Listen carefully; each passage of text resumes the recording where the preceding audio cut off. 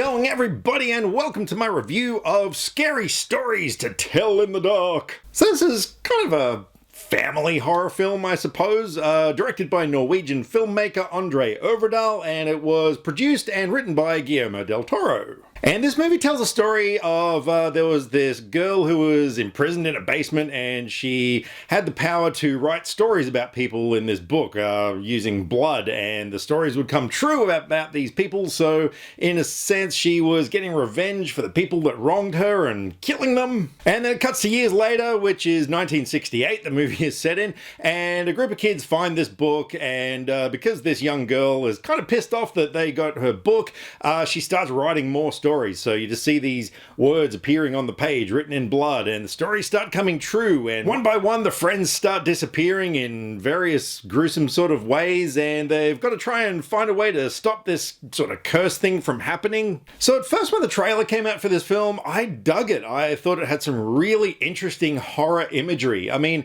there are some movies in the past that, even though they weren't that good, the imagery was so good. Like House on Haunted Hill, for instance. That's one movie that always comes to mind, that even though the movie wasn't great, there were some scenes in that film that were just so memorable. And I kind of thought this movie might go along the same way, and then some reviews came out and they were a bit lukewarm, so my hopes of this movie being great diminished. But look, I went and saw it tonight, and I'm really glad I did. This was just a very entertaining film.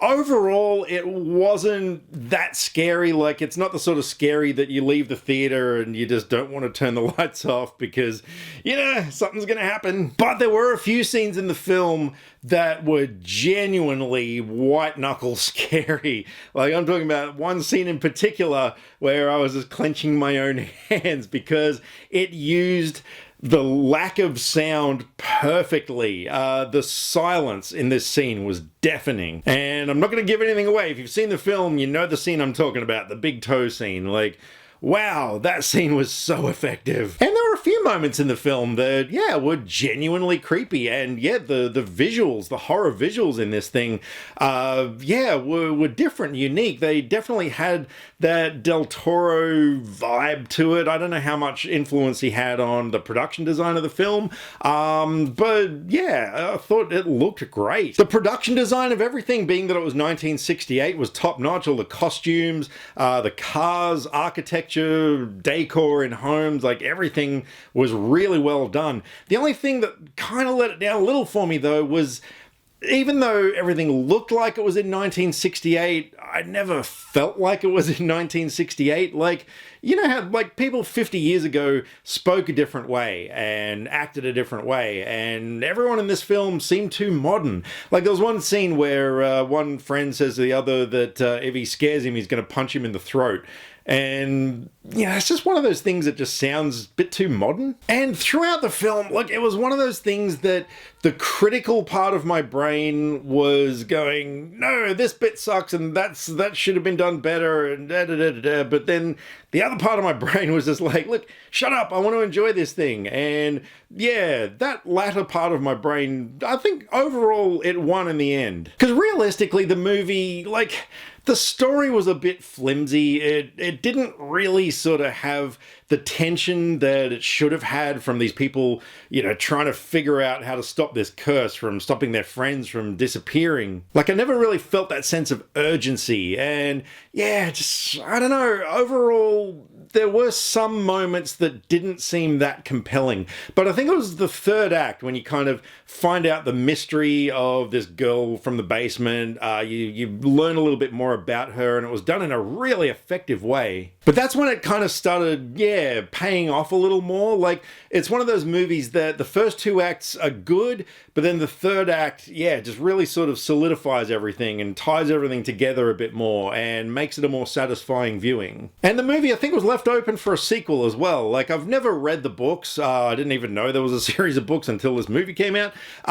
So I don't really know, like, yeah, what happens next or whatever. But, and from what I know, I think this movie was an amalgamation of different books, maybe. But if a sequel does come out, yeah, look, I'm on board. I walked out of this thing, I felt glad that I went and saw it. It's definitely worth seeing on the big screen as well. There were some really good special effects, and yeah, like I said, the visuals visuals are ones that will just really stick with me. And without giving anything away, yeah, I dug the ending as well, because I thought it was going to go in a certain direction, but it didn't. And I'm really glad that it subverted my expectations, because, yeah, it just made it more satisfying for me. So look, overall, I would recommend seeing this film. Yeah, look, it does have its flaws, but, you know, if you're not too critical about the film, yeah, it's definitely enjoyable. I probably will buy it on Blu-ray. I think it is the kind of film that I know I'm going to want to see it again. Even right now, I would see it again. And that being said, I am going to give Scary Stories to Tell in the Dark a 7.5 out of 10. Alright, so I'm probably the last person on earth to review this movie. It's already been out nearly a week over here. I think it's been out in the States for freaking ages, but whatever. I just wanted to talk about it because I liked it. And in the meantime, if you haven't subscribed to my channel and you like what you see, make sure you head on down and click that red button down there that says subscribe. And that way you can keep up to date with all the movie reviews and nonsense that goes on this channel. And if you've seen Scary Stories to Tell in the Dark, let me know what you thought of it. Drop me some comments either here, Facebook or Twitter. All the social media links are in the description below, because I like to talk about movies and I would love to talk about movies with you. Catch you next time. Click subscribe to stay up to date with all the latest movie reviews. Skynet will be taking over any day now, so what have you got to lose? Nyah.